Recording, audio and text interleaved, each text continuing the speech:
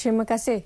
Bukan tindakan penguatkuasaan semata-mata, tetapi pendidikan kebersihan dan keselamatan makanan menjadi keutamaan Jabatan Kesihatan Labuan kepada masyarakat, khususnya dalam kalangan peniaga. Pengarahnya, Dr. Ismuni Bohari berkata, ini bagi memastikan pengusaha premis makanan sentiasa mematuhi Akta Makanan 1983 dan Peraturan-Peraturan Makanan 1985.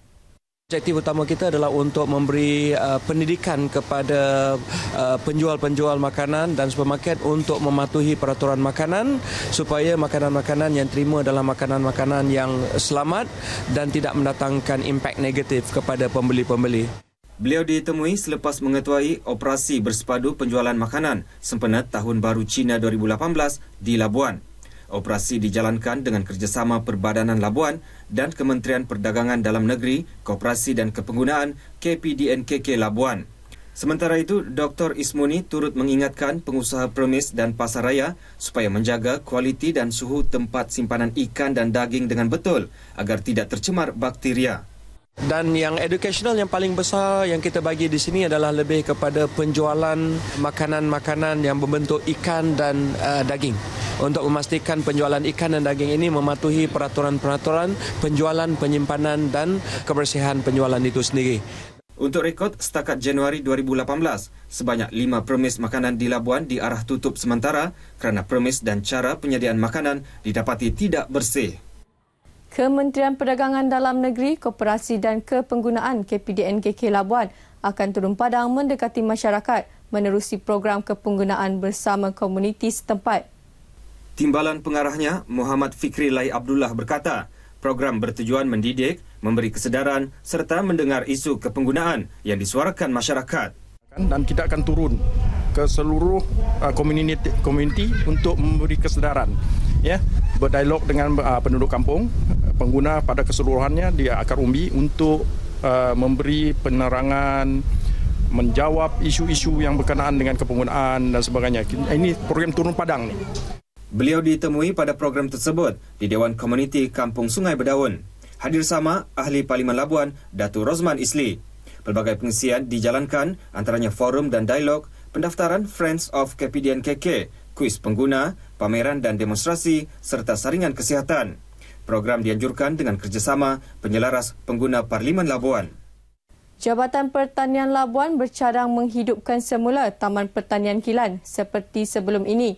Sehubungan itu, jabatan tersebut telah melantik 2 orang pengusaha sayur-sayuran di Taman Pertanian Kilan dalam usaha menjadikan Taman Pertanian tersebut sebagai pusat pengeluaran sayur-sayuran di pulau ini. Pengarahnya, Muhammad Jurij Abdullah Fauzi berkata, pihaknya sedang merangkas satu kerak kerja melibatkan penanaman pokok buah-buahan, terutamanya durian di Taman Pertanian Kilan. Kita akan menggantikan buah-buahan yang saya rasa yang dah kurang produktif, maknanya yang kurang yang mendapat hasil, kita akan gantikan dengan durian kelung-kelung premium lah. Yang masukkan kelung premium tu macam Musang King, IOI, D24 yang untuk kita gantikan di sinilah. Saya anggarkan program itu mungkin dalam bulan Mac nantilah. Beliau ditemui pada program Hari Bertemu Pelanggan dan kempen Makan Buah-buahan Tempatan di Taman Pertanian Kilan. Menurutnya, sekiranya berjaya, projek itu mampu menjadi produk tarikan pelancong di Pulau Bebas Cukai ini dan pada masa sama menaikkan nama Taman Pertanian tersebut. Hampir 300 penduduk Labuan mengambil kesempatan pada kempen Makan Buah-buahan Tempatan yang turut dihadiri Ahli Parlimen Labuan, Datuk Rosman Isli. Perpaduan rakyat sentiasa dipupuk bagi memastikan kelangsungan keharmonian dalam kalangan masyarakat terpelihara. Antaranya, memenuhi keperluan setiap lapisan masyarakat seperti pendidikan, kebudayaan dan aspek sosioekonomi. Sehubungan itu, masyarakat Cina di Labuan mendapat peruntukan sebanyak 3 juta ringgit daripada Kerajaan Persekutuan bagi menambah baik infrastruktur kepada 2 buah sekolah Cina iaitu SJKC Chunghua dan Chiwen.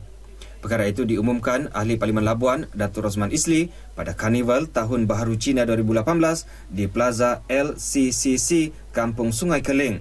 Sempena sambutan Tahun Baharu Cina yang bakal menjelang, beberapa sumbangan kepada tokong dan persatuan Cina dihulurkan dalam semangat perpaduan dengan kerjasama erat parti komponen Barisan Nasional seperti MCA dan Gerakan. Hadir sama pada majlis ini, Pengerusi Dewan Perniagaan Tionghoa Labuan, Datuk Wong Ki Yi. Dengan itu, sekian paparan N5 dari Labuan, kembali semula ke Angkasa Puri. Silakan.